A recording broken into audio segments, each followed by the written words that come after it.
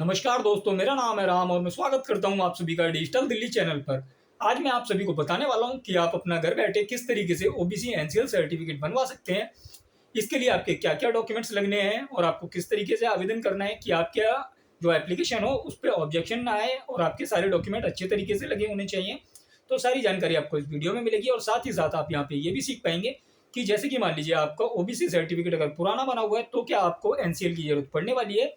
और अगर जैसे कि मान लीजिए दो तरीके के सर्टिफिकेट होते हैं, एक आपका अदर स्टेट के व्याप पे बना हुआ सर्टिफिकेट होता है, एक होता है आपका प्रॉपर दिल्ली बेस्ड बना हुआ सर्टिफिकेट। तो दोनों में क्या अंतर है, सारी डिटेल्स वीडियो में आगे आपको मिलने वाली है। तो अगर आप हमारे चैनल पे आए हैं पहली बार तो आपको हमारा चैनल कर लेना चाहिए सब्सक्राइब, क्योंकि आपको ई डिस्ट्रिक्ट से रिलेटेड सारी सर्विसेज की जानकारी आपको हमारे चैनल पे देखने को मिलती रहती है। साथ ही साथ आप गवर्नमेंट स्कीम्स की अपडेट, गवर्नमेंट जॉब्स की अपडेट और स्कूल कॉलेजेस के अंदर होने वाले एडमिशन्स की अपडेट्स हमारे चैनल पर पा सकते हैं। तो देरी ना करते हुए सारी लिस्ट में आपको बताता हूँ कि ओबीसी सर्टिफिकेट के लिए आपको क्या करना है। तो देखिए, अगर आपके पास आपका ओबीसी सर्टिफिकेट बना हुआ है, अब यहाँ पे भी दो कंडीशन होती हैं। जैसे कि मान लीजिए आपका ओबीसी सर्टिफिकेट 2025 में ही बना है, जो कि आपका 1 अप्रैल के बाद में बना है, तो आपको यहाँ पे एनसीएल बनवाना पड़ेगा या नहीं बनवाना पड़ेगा। तो देखिए, अगर आपका जो ओबीसी एनसीएल सर्टिफिकेट है वो 2025 में 1 अप्रैल के बाद बना है, तो यानी कि 2025 और 26 का जो फाइनेंशियल ईयर रहेगा इसमें आपका ओबीसी सर्टिफिकेट एनसीएल के तौर पे काम करेगा। तो यहाँ पे आपको एनसीएल सर्टिफिकेट की जरूरत नहीं है। पर यहाँ पे अगर दूसरी कंडीशन आती है, जैसे मान लीजिए आपका ओबीसी सर्टिफिकेट जो बना हुआ है वो आपका 2024 में बना था, तो अब क्या आपका यहाँ पे ओबीसी सर्टिफिकेट एनसीएल के रूप में काम करेगा या नहीं करेगा। तो देखिए, ओबीसी एनसीएल सर्टिफिकेट आपका जिस ईयर में बनता है उस फाइनेंशियल ईयर के लिए एनसीएल के रूप में काम करता है, बाकी नहीं करता है। तो अगर आपका ओबीसी सर्टिफिकेट जो बना है वो अगर आपका 2024 यानी कि 2025 से 1 अप्रैल से पहले का कभी कभी बना हो, तो उस डेट में अगर आपका पहले का बना हुआ सर्टिफिकेट है तो आपको अलग से एनसीएल सर्टिफिकेट बनवाने की जरूरत पड़ती है। किसी भी वैकेंसी के लिए आप अप्लाई करें तो भी आपको वहाँ पे एनसीएल की जरूरत पड़ेगी। आप वहाँ पे कैटेगरी में तो फिल कर देंगे ओबीसी, बट जैसे कि डीएसएसबी में काफ़ी सारे लोगों को इशू आया है इस बार कि वहाँ पे उन्होंने ओबीसी लगा के फॉर्म फिल किया था, बट उनसे डिपार्टमेंट की तरफ से एनसीएल सर्टिफिकेट अलग से मांगा गया। तो यहाँ पे क्या कारण है कि उनकी तरफ से एनसीएल मांगा गया। तो देखिए, यहाँ पे सीधी सी बात है कि जिस फाइनेंशियल ईयर में आपका नोटिफिकेशन आया है वैकेंसी का, आपका सर्टिफिकेट उसी फाइनेंशियल ईयर का बना हुआ है तो आपका एनसीएल के लिए वैलिड है। अगर उससे बैक डेट का आपका ओबीसी सर्टिफिकेट बना हुआ है तो आपको यहाँ पे अलग से एनसीएल सर्टिफिकेट बनवाना होगा।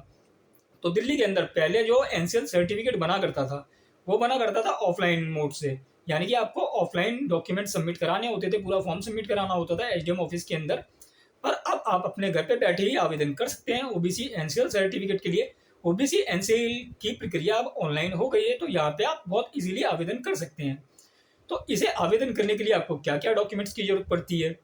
तो देखिए, यहाँ पे जो आपको डॉक्यूमेंट्स की आवश्यकता पड़ने वाली है, तो सबसे पहले आपको ये तो क्लियर होना चाहिए कि अगर आपका ओबीसी सर्टिफिकेट, देखिए जैसे कि ओबीसी सर्टिफिकेट के भी काफ़ी सारे प्रकार हैं। जैसे कि आपके पास ओबीसी स्टेट का सर्टिफिकेट बना हुआ है जो कि किसी अदर स्टेट के व्याप पे बना है, और अगर आपका ओबीसी सर्टिफिकेट दिल्ली का ही बना हुआ है तो भी आपका आप आवेदन कर सकते हैं। तो यहाँ पे आपका जो भी सर्टिफिकेट हो आप उसके व्याप पे आवेदन कर सकते हैं। अब आपको यहाँ पे क्या करना होगा, तो इसके लिए देखिए, सबसे पहले आपका यहाँ पे आपके पास ओबीसी सर्टिफिकेट होना चाहिए। इसके साथ आप जब दिल्ली के अंदर आवेदन कर रहे हैं एनसीएल सर्टिफिकेट के लिए, तो आपका आधार कार्ड पे एड्रेस आपका दिल्ली का ही होना चाहिए, जो एड्रेस है आपका वही रहना चाहिए अपडेटेड। तो आपका ये दो चीज़ हो गई। इसके साथ में आपको एक डॉक्यूमेंट जो देना होता है, ये काफ़ी इंपॉर्टेंट डॉक्यूमेंट होता है। हालांकि कल मेरे पास एक वीडियो पे कमेंट आया और उन्होंने मेरे को कॉल भी किया था, सब्सक्राइबर थे हमारे, तो उन्होंने ये पूछा मेरे से कि एफिडेविट तो साइट के अंदर कहीं मांगा नहीं गया है, पर एफिडेविट देना जरूरी क्यों है।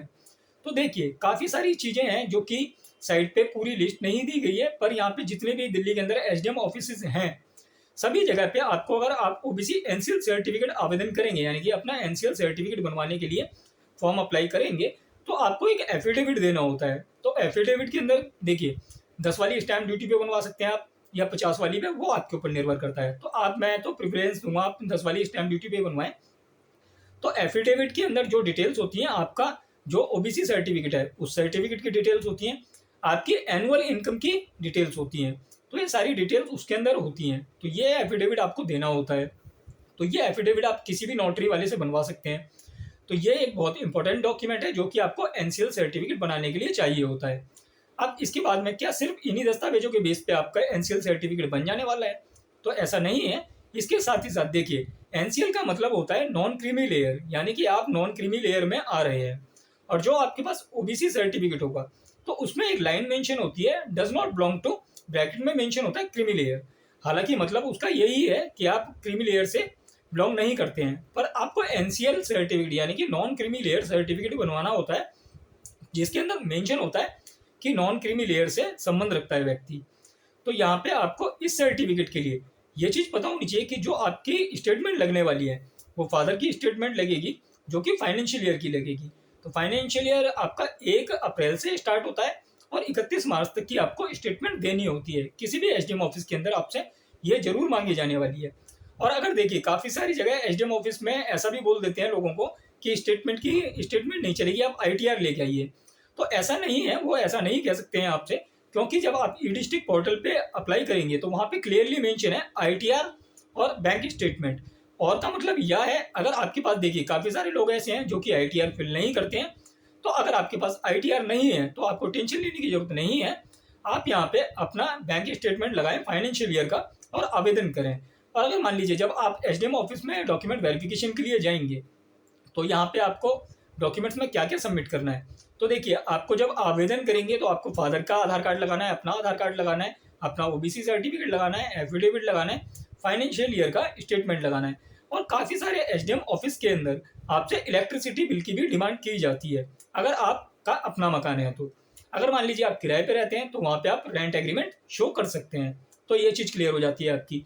अब बात आती है कि जैसे मान लीजिए अगर आपसे कहा जाए कि आप ये सारे डॉक्यूमेंट दे रहे हैं, तो आप उन्हें वहाँ पे स्क्रीनशॉट दिखा सकते हैं या आप उस पेज का स्क्रीनशॉट ले सकते हैं जहाँ पे आप डॉक्यूमेंट अपलोड करते हैं, जहाँ पे मेंशन होता है कि आप आईटीआर और बैंक स्टेटमेंट में से कोई भी एक चीज़ इस्तेमाल कर सकते हैं। तो अगर आपसे जब वेरिफिकेशन के लिए जाएं, आपसे अगर काउंटर पर कहा जाता है कि आप आईटीआर दीजिए, तो ऐसा जरूरी नहीं है कि आपको आईटीआर ही देनी है। आप सीधा अपने तहसीलदार के पास जाएं, जो भी आपका एसडीएम ऑफिस लगता हो, ईस्ट दिल्ली का लगता हो, नॉर्थ दिल्ली का लगता हो, नॉर्थ वेस्ट का लगता हो, साउथ दिल्ली, नॉर्थ ईस्ट, कहीं का भी आपका एसडीएम ऑफिस लगता हो, तो आप वहाँ पे जाएं, अपने जो आपके तहसीलदार होंगे उनसे मिलें और उन्हें बताएं कि जी हम आईटीआर फिल नहीं करते हैं, बट ई डिस्ट्रिक्ट पोर्टल के अंदर एक प्रोविजन है कि अगर आईटीआर हमारे पास नहीं है तो हम अपना बैंक स्टेटमेंट दे सकते हैं, जिसका हमने विवरण अपने एफिडेविट में भी मेंशन किया हुआ है। तो आप उसे वहाँ पे लगा सकते हैं। तो तहसीलदार भी इस बात को समझेंगे और आपका एप्लीकेशन अप्लाई लेंगे और उसे अप्रूवल देंगे अगर आपके सारे डॉक्यूमेंट सही पाए जाते हैं तो दस्तावेज आपको समझ में आ गए होंगे। आपका आधार कार्ड चाहिए, फादर का आधार कार्ड चाहिए, आपको एक डिक्लेरेशन देनी होती है। तो डिक्लेरेशन में आपको एक बात का ध्यान रखना है, अगर आप माइनर किसी बच्चे के लिए आवेदन कर रहे हैं नॉन क्रीमी लेयर सर्टिफिकेट यानी कि एनसीएल सर्टिफिकेट, तो जो डिक्लेरेशन रहेगी और जो एफिडेविट रहेगा, यहाँ पे जो दोनों जगह सिग्नेचर होने हैं वो फादर के सिग्नेचर होंगे, और जो डिक्लेरेशन फिल भी की जाएगी वो फादर के नाम से ही फिल की जाएगी डिक्लेरेशन, बच्चे के नाम से डिक्लेरेशन नहीं दी जा सकती है। तो आपको इस बात का भी विशेष ध्यान रखना है कि आपको डिक्लेरेशन जो देनी है, अगर बच्चे की उम्र 18 साल कंप्लीट हो गई है तब तो आप उस कंडीशन में बच्चे के नाम से डिक्लेरेशन दे सकते हैं, पर अगर यहाँ पे बच्चे की उम्र 18 साल से कम है तो फादर के नाम से ही आपको डिक्लेरेशन देनी होगी। तो आपको सारे दस्तावेज मैंने बता दिए हैं कि आपको किस तरीके से डॉक्यूमेंट्स सबमिट कराने हैं। और देखिए, अगर आपका अदर स्टेट की बेसिस पे सर्टिफिकेट बना है ओबीसी, तो भी आप उस सर्टिफिकेट से आवेदन करके एनसीएल सर्टिफिकेट अपना आसानी से बनवा सकते हैं। दस्तावेज आपके सेम ही लगने वाले हैं। किसी किसी ऑफिस के अंदर आपसे इलेक्ट्रिसिटी बिल मांगा जाता है, सभी जो भी एसडीएम ऑफिस हैं मोस्टली सबके अंदर नहीं मांगा जाता है आपसे इलेक्ट्रिसिटी बिल, पर अगर मांगा जा रहा है आपसे तो आप वहाँ पे दे दीजिए अगर आपका अपना मकान है। और अगर आप किराए पे रह रहे हैं तो आप अपना रेंट एग्रीमेंट वहाँ पे शो कर सकते हैं। तो इसके लिए कोई ज़्यादा दिक्कत वाली बात नहीं है। और अगर आप लोग चाहें कि एनसीएल सर्टिफिकेट यानी कि आप अपना ओबीसी का एनसीएल सर्टिफिकेट अप्लाई करवाना चाहते हैं, तो आप इसके लिए हमारे थ्रू भी आवेदन करवा सकते हैं। तो देखिए, यहाँ पे आपको हमारा व्हाट्सअप वाला नंबर स्क्रीन पे देखने के लिए मिल रहा होगा, आप हमारे से व्हाट्सअप पे कनेक्ट कर सकते हैं। और देखिए, अगर आपको आवेदन कराना हो तो ही आप हमारे से कनेक्ट करें।